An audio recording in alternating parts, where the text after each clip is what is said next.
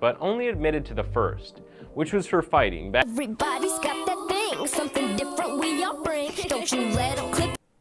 My bad. My computer lagged real quick. My fault. I apologize. My bad.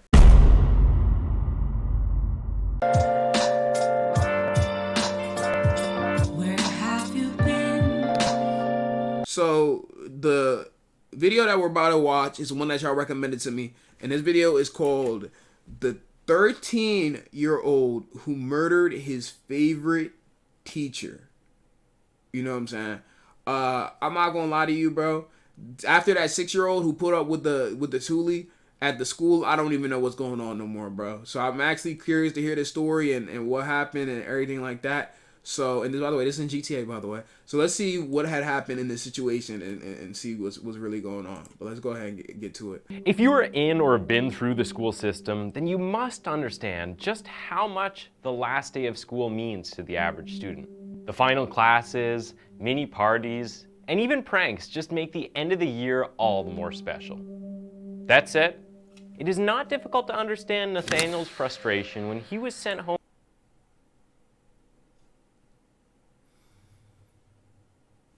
Let me let Nathaniel cook. But I see the title. I see Nathaniel. Let's let Nathaniel cook. I don't know what happened. From school because he was caught throwing water balloons. Of course, he wasn't the only one involved in the act, but other students were quicker and managed to get away before they can get into You're supposed to know how to run, bro. What's worse, Nathaniel did not get to bid his girlfriend a proper goodbye before he went home for the summer. Unfortunately, the anger Nathaniel harbored toward the member of staff who had sent him home eventually manifest against Nathaniel's favorite teacher in the most unreasonable and unspeakable way. Okay, so there's no way this did that to his teacher because of this incident, bro. They said that bro couldn't talk to his girlfriend over the summer. I forget that these is jits, so like the last day of school is the last day you be seeing your girlfriend and all that. Is just like, bro, there's no way. But let's let it play out. My name is James, and today we'll be taking a look at the case of Nathaniel Brazil. Jesus.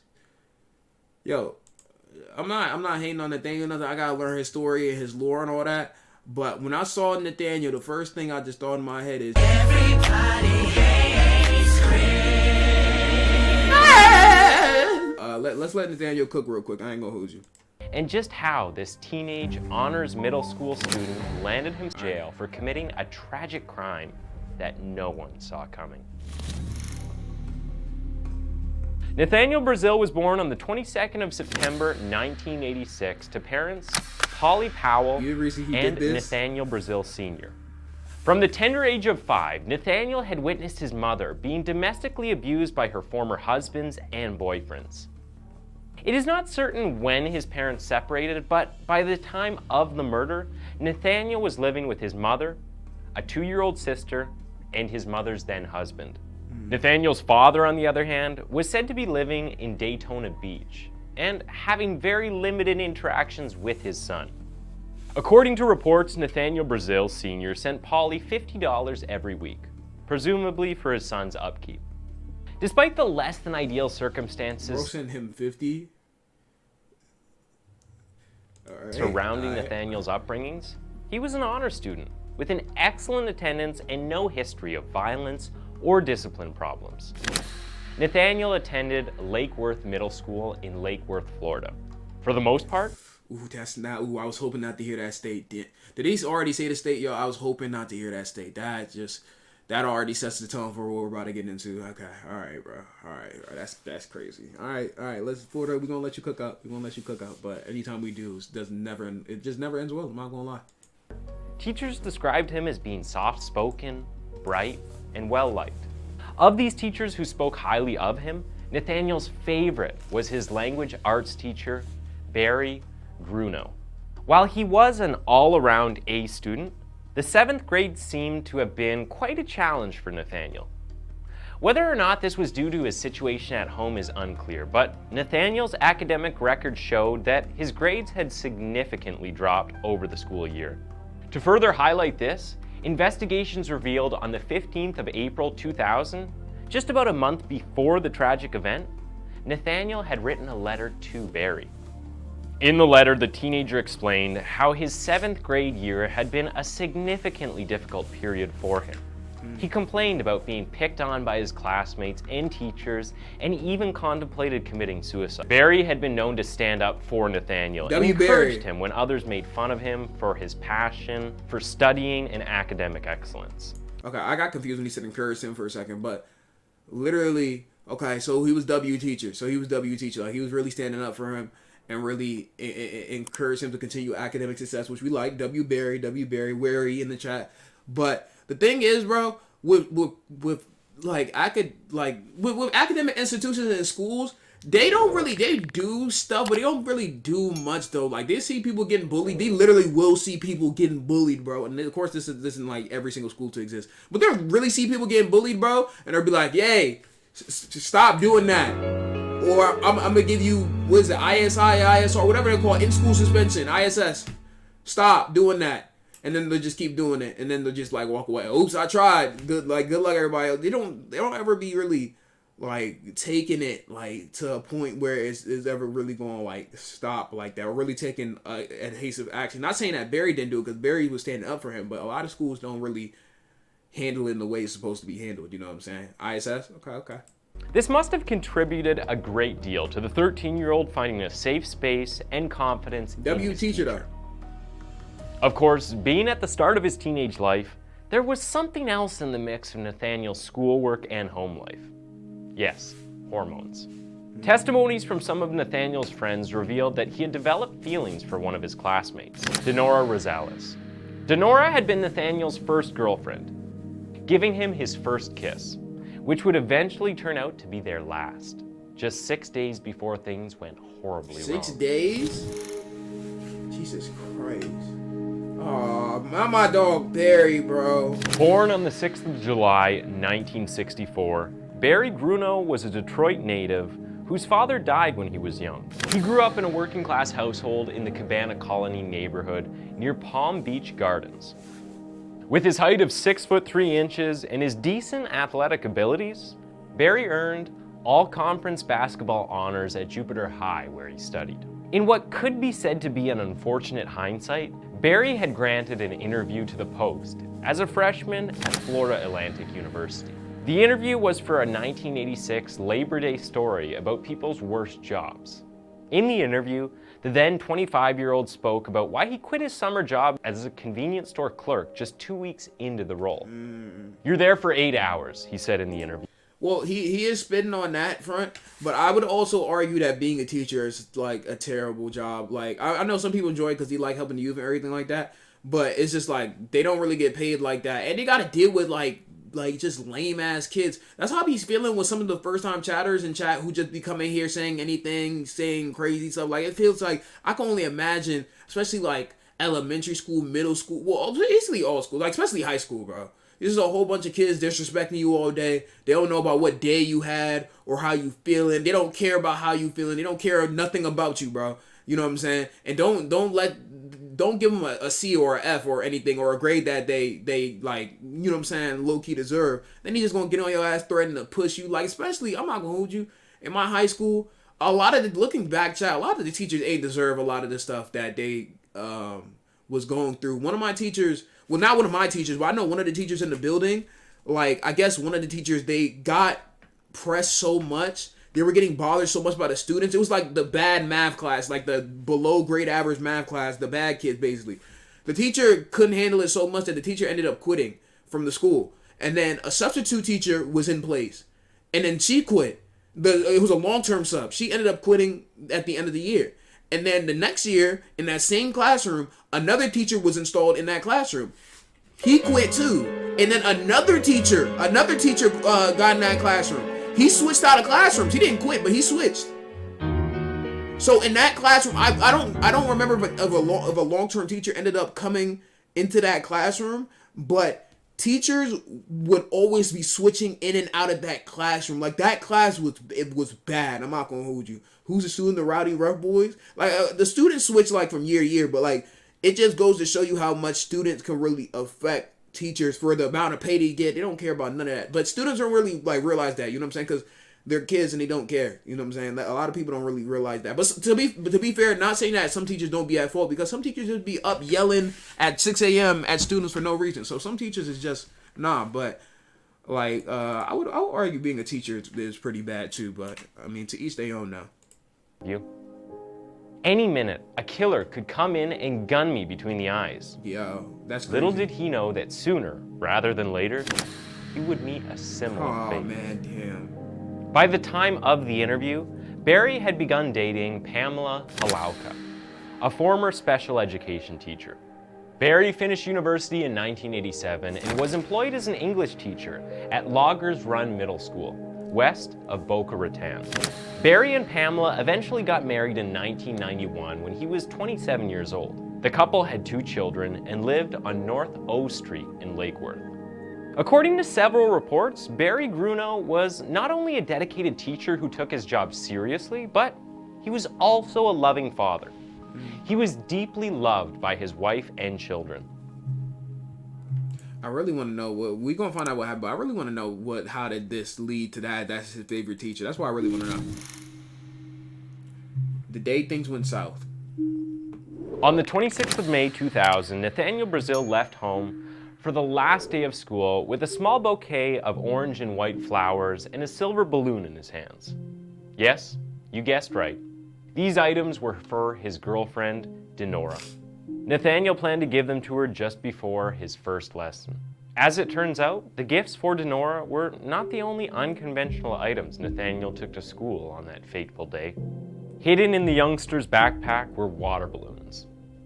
It was the last day of school, and Nathaniel was determined to make the most of it. Tier 1.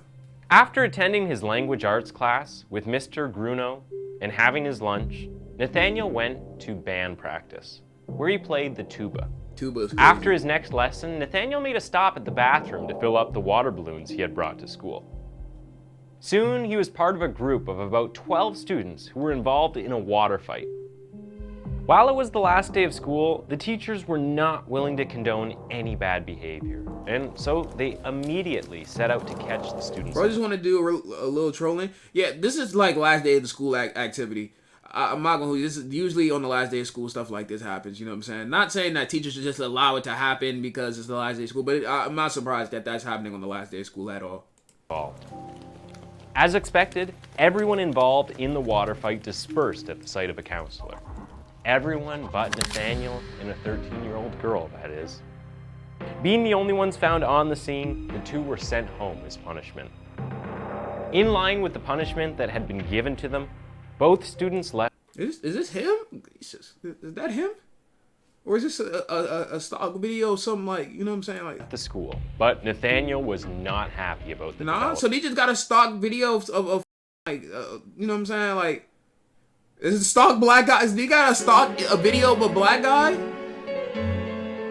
I guess for content purposes. Blue right? Actually, they have to edit it somehow. Somehow they edit it. Like, Jesus Christ. Relax, please.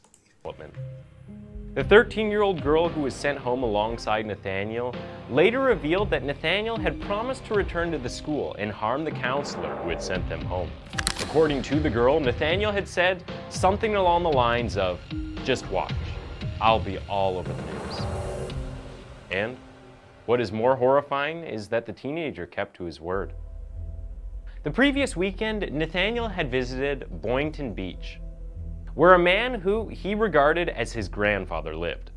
While at the beach home, Nathaniel snatched a .25 caliber Raven semi-automatic handgun and some loose bullets that were stored in a drawer. What interest would a 13-year-old have in such an item, you may ask?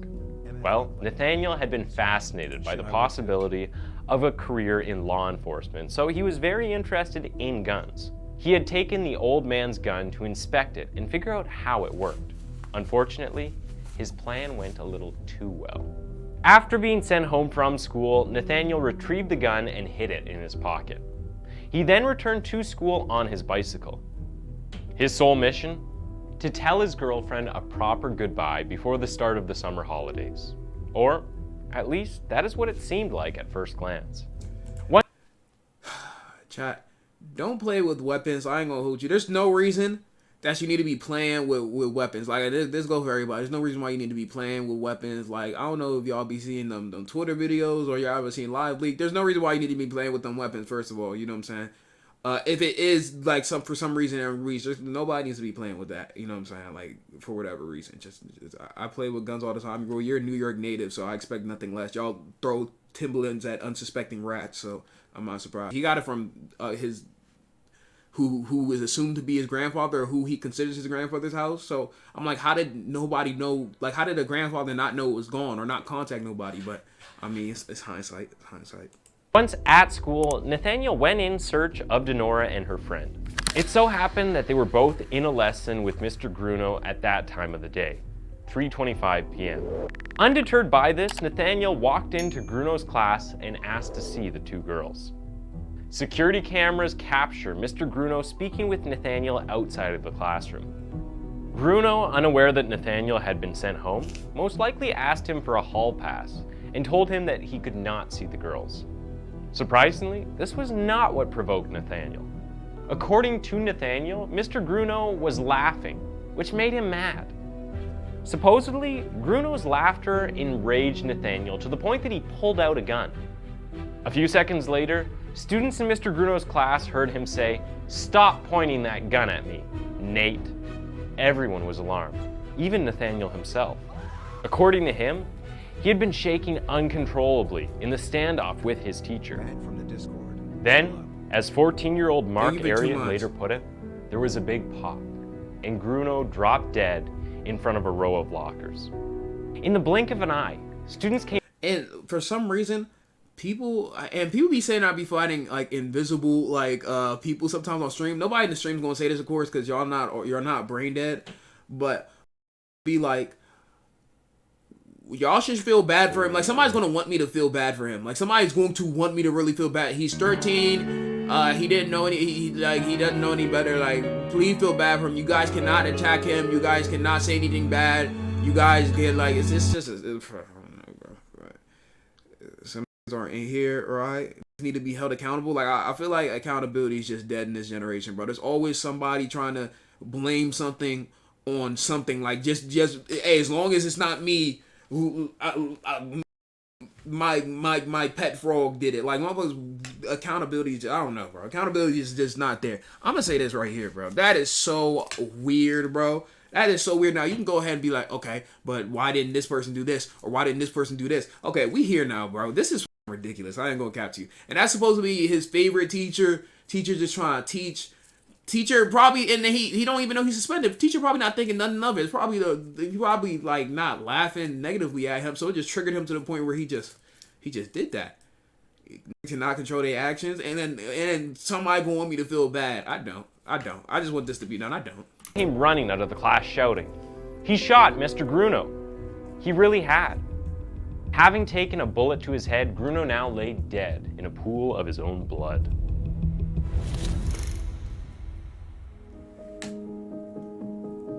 Dazed by what had happened in the last few minutes, Nathaniel did the only thing he could hear his body telling him to do. Run. Run. And run he did. As Nathaniel raced down the hallway, John James, a mathematics teacher who had also taught Nathaniel, stepped out of his classroom to see the commotion that was going on.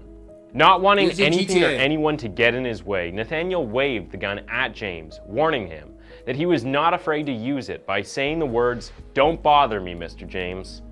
Realizing that the threat was real, the math teacher quickly backed up into his classroom with his hands raised, and Nathaniel made his escape. Yeah, that was the smartest course of action. If I just heard one of my colleagues get popped, I'm not even going to try to handle that. Honestly, bro, is just doing that to anybody. That's his favorite teacher, bro. Just doing that to anybody. I'll back up too and close the classroom too. Just let him run. I ain't gonna hold you.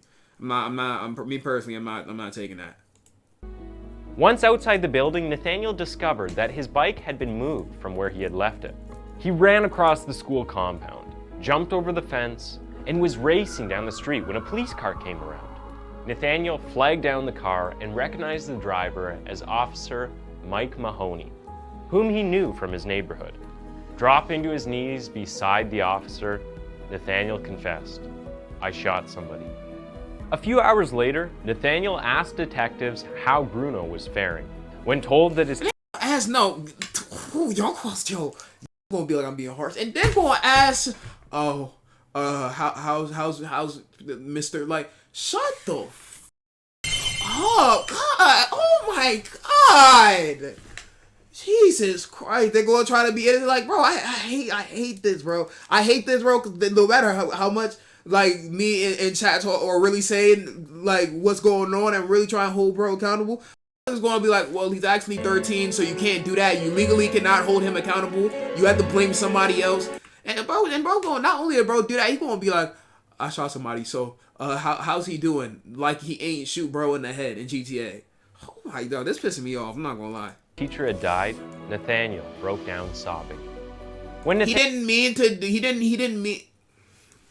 Nathaniel had not returned home from school by 3:30 p.m. that afternoon, Polly grew worried. What could have happened to her son? She would find out 30 minutes later when her sister called to deliver the news. Nathaniel had been arrested. A while later, when Polly arrived at the interrogation room where her son was being held, the teenager began to weep and shake. Polly wiped the tears from her son's face. "If I taught you anything, didn't I teach you to think first?" she asked him in tears. Barry Bruno's death was tragic, not only for the school and students who greatly admired him, but for a number of other people. His death signaled the creation of a void in at least 3 people's lives: his wife and 2 children, who were aged 4 and 9 years old at the time and his mother of his death. According to Ben Marlin, the then Palm Beach County and his mother, I know his mother must have been like really fucked up after that. I ain't gonna hold you, but of course, the teacher's wife and kids as well. But like his mother must have been fucked up after that. I'm not gonna hold you. School superintendent Pamela Bruno kept asking the question why repeatedly when he had gone down to the Bruno home on a condolence visit. This loss was tragic in that it not only affected Bruno's immediate family, but rippled the rest of the community. Since Bruno was liked and admired by all, it's little wonder that many people were devastated by the news of his death. When asked about his teacher, Nathaniel said, "I liked the way he interacted with us and other students, the way he played basketball, and he hung out with us. As far as we were in class, he just sat back and talked to us." Bruno's likability made it less surprising when about 1,600 people showed up for his memorial service.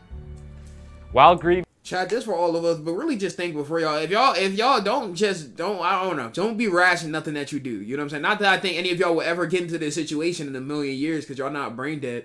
But just think before you do like anything. Think before you do anything. Stop that I'm gonna just do it and not think. Like stop that. Leaving her deceased husband, Pamela Bruno was committed to doing a lot more than hosting a memorial service in memory of him. She sued the pawn shop that had sold the gun to Nathaniel's grandfather and the Palm Beach County School Board. These cases were settled out of court for over $1 million, but Pam did not stop there. Oh, she's not done. She went ahead to sue the company that made Oh my God, yo, she was getting hers back. I ain't gonna hold you. Gun, and won a ruling of $1.2 million. Oh my God. However, an appeals court rejected the ruling, concluding that the gun was anything but defective. She still got the bag from the school district though. She still got that $1 million from the school district and the pawn shop that sold the gun though. She just ain't get the additional 1.2 though. That's tough. But I mean, she still got. It still says she won. Well, that court thing won. I think I'm pretty sure she said she got the bag from that. Let me see. And the Palm Beach County School Board. These cases were settled out of court. They were settled out of court for $1 million. Yeah, so okay. For over $1 million. But Pam did not stop there. She went ahead to sue the company that made the gun and won a ruling of $1.2 million. However, an appeals court rejected the ruling, concluding that the gun was anything but defective. With the money she received from court settlements, Pamela started a foundation that gave scholarships and support to students, continuing the life work and dream of her husband. On the other side of the coin, Nathaniel's world seemed to be crashing down. Just months after he was arrested, Nathaniel's mother, Polly, found out. Oh, chat, I'm not gonna lie. Like, I would, bro, I'm not gonna hold you, chat. I was like, okay, Nathaniel's world's crashing down. I'm like, okay, good, but I don't want to see this, bro. I don't want to hear about this, bro. Oh my God, bro. I don't want to hear about this, bro.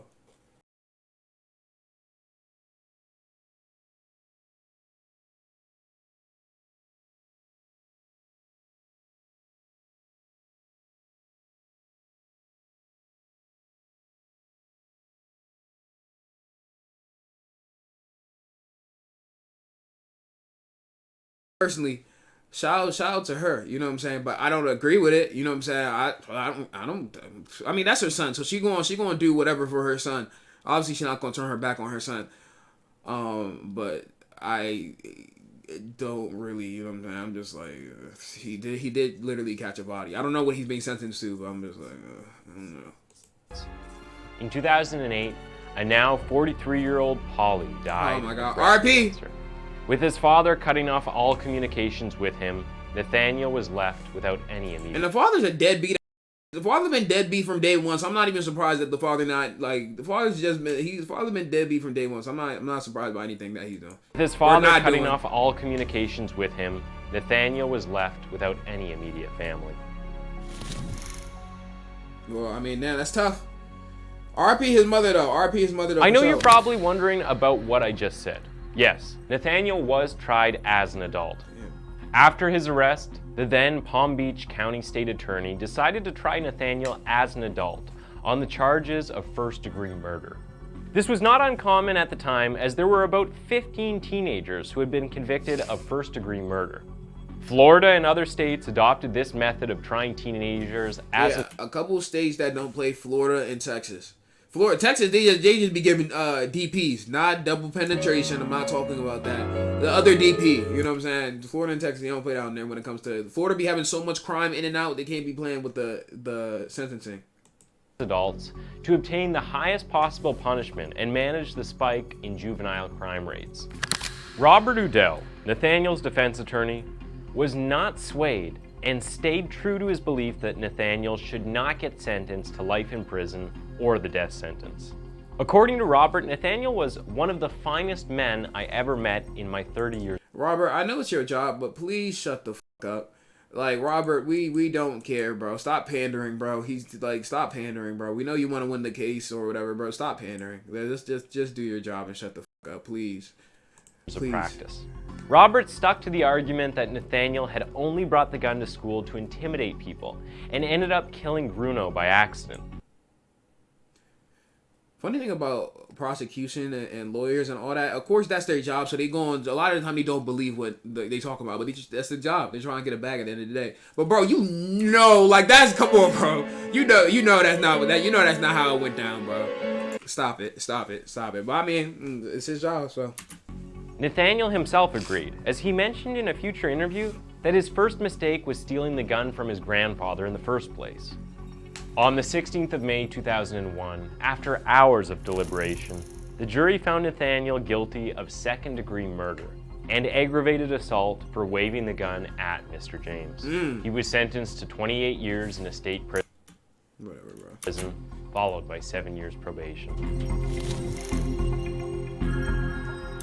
28? Considering the living circumstances in prison, Nathaniel may have been negatively influenced. Prison records show about 15 instances of disciplinary action, although mostly for minor offenses like lying or disrespecting an official and violating of telephone and mail privileges. He was cited for 3 major violence-related offenses over the span of 14 years, but only admitted to the first, which was for fighting. Everybody's got that thing, something different we all bring. Don't you let them clip. My bad, my computer lagged real quick. My fault. I apologize. My bad. I apologize. My computer lagged. My fault. I apologize. Proper treatment while in prison, Nathaniel filed 7 lawsuits and submitted 500 administrative complaints against the prison system. One of the lawsuits has been settled.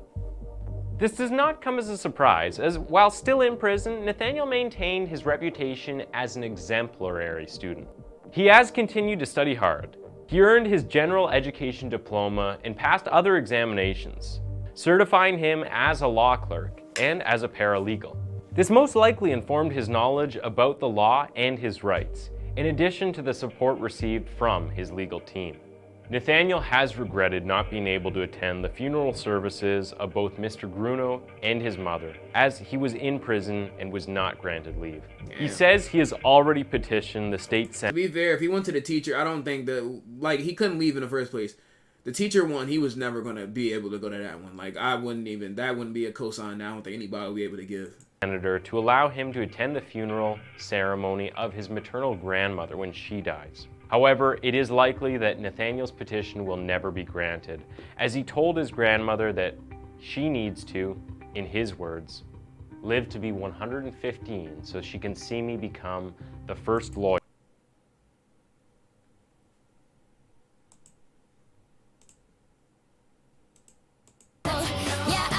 While some people think that it is a good thing that after the completion of his 28 years, Nathaniel will be given another shot at life, others believe that he should have been subject to the full extent of the law, seeing how his actions caused so much trauma to those who witnessed the event. And of course, Grunow, having lost his life, and his children growing up without their father. What do you think? Do you believe Nathaniel should have gotten the life sentence? Or are you of the opinion that he deserves another shot at life? Thanks for tuning in to Twisted Minds. That was good video, man. Good video. Very, very, very light. That's just like, I'm just like, damn. Hey man, everybody gonna have their own opinions on it, and you know what I'm saying. Hey bro, that's just my take on it, bro. I'm not gonna hold you. That's just my take on it, bro. You know what I'm saying. R.I.P. Barry though, but yeah, man, y'all gotta like listen. I'm always on the mantra to respect people who respect you. So if y'all got them teachers who be waking up at 6 a.m. red face just yelling at you for no reason, then hey, me personally, I wouldn't take that disrespect. I wouldn't take it to where he took it, but I'm not taking that type of disrespect. But a lot of y'all be treating teachers disrespectful for no reason. Like a lot of, like, I would say chat 70% of teachers don't be doing anything wrong, like at all, like to nobody, but like they be getting treated wrong for no reason. So just don't be taking it where bro took it, because you see how that situation ended up. But plugs, don't touch that. All right, UBG. All right. Put the bitch back like I'm double heaven. Hold up, triple deuces. Put that bitch up, we got all the juices. Hold up, speak to heaven. Eat that by my mama, demon minute. Me body chill, at least I want bite. My